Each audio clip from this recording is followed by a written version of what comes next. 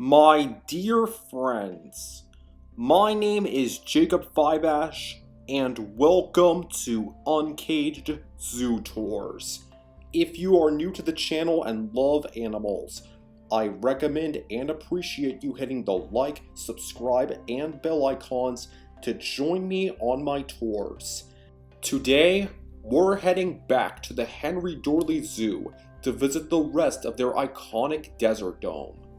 If you need a recap, please refer to the desertdome at the henrydoorlyzoo Part 1 tour to see white-headed buffalo weavers, a blacksmith plover, dwarf mongooses, ducks, several kinds of venomous snakes, perenties, tawny frogmouths, and a kookaburra.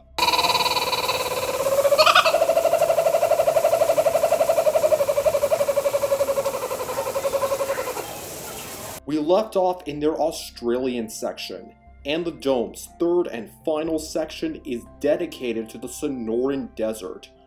We'll learn about some of the roughest, toughest animals that call one of North America's deserts home in the wild. Let's begin. The first animals are collared peccaries. Peccaries look like pigs, but they are actually part of their own group of mammals. While pigs' tusks are curved, a peccary's tusks are straight, and both males and females have them. These tusks are also as sharp as javelins. Peccaries are also known as javelinas, which translates to javelin in Spanish. They use those sharp tusks to bite rivals and break hard palm nuts. Peccaries have adapted to survive in the Sonoran Desert by resting in crannies on a mountainside. At sunset, the peccaries may look for their favorite food, prickly pear cacti. Looking down at the peccaries is an ocelot. Wait a minute, ocelots live in the rainforests of Central and South America, not a desert.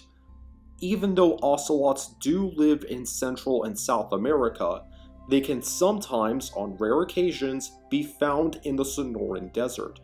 But finding an ocelot in the desert is like trying to find a needle in a haystack.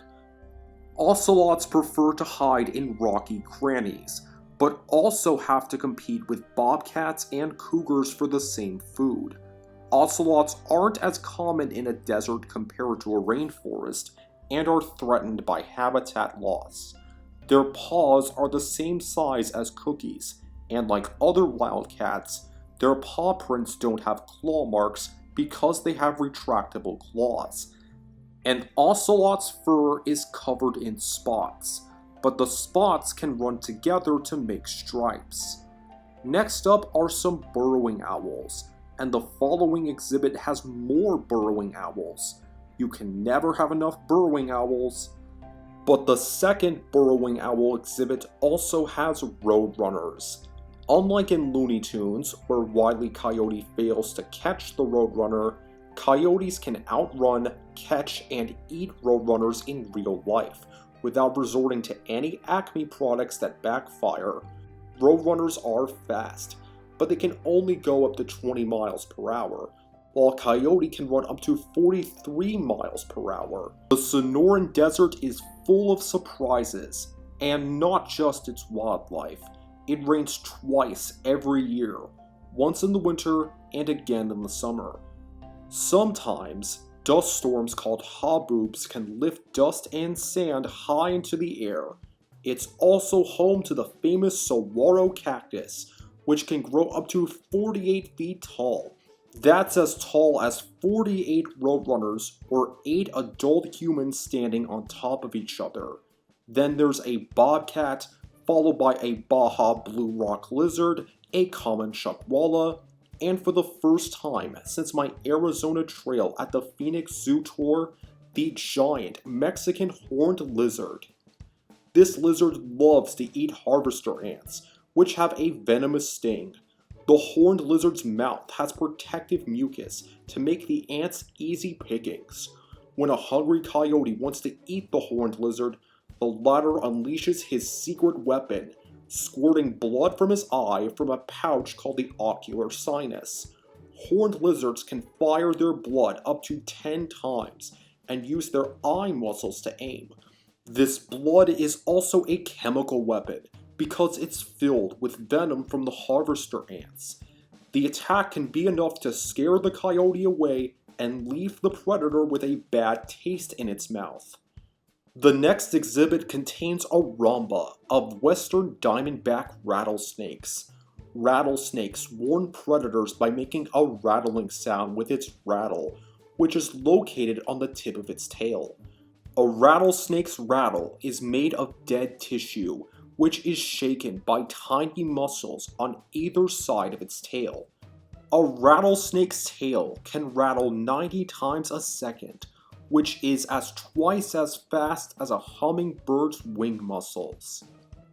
Like other pit vipers, rattlesnakes have infrared vision, allowing them to detect the heat from warm-blooded animals.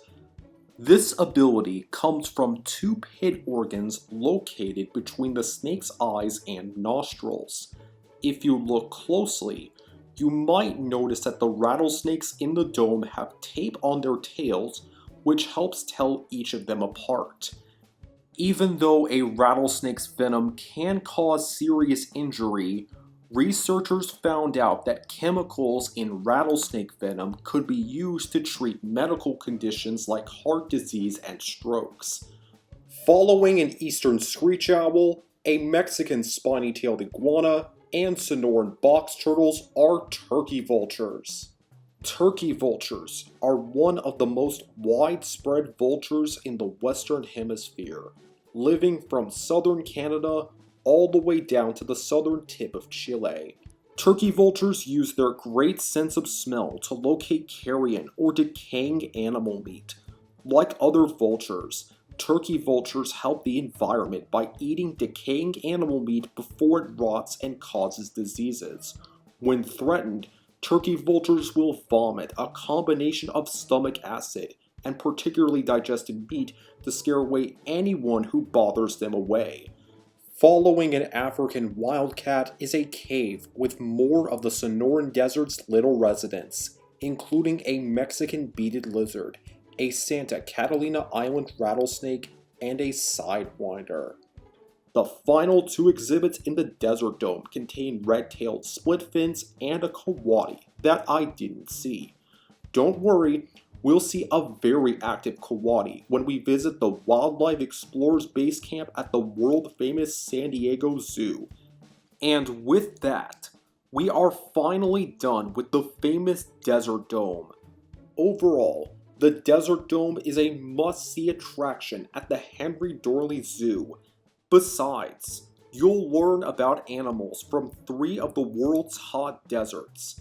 But the zoo has tons of other fan-favorite exhibits that make it one of the best zoos in the world. Our next tour at the henrydoorlyzoo will be the iconic Asian highlands. As we venture into the mountains of Asia, we'll meet our first muntjac, 2 Indian rhinos, toucans, Père David's deer, and even see a sloth bear keeper chat and a tiger keeper chat. Today's question is, have you seen an ocelot in a zoo before? If so, where did you see it? Thank you for watching my videos, and I'll see you next time. You're smart, creative, and kind.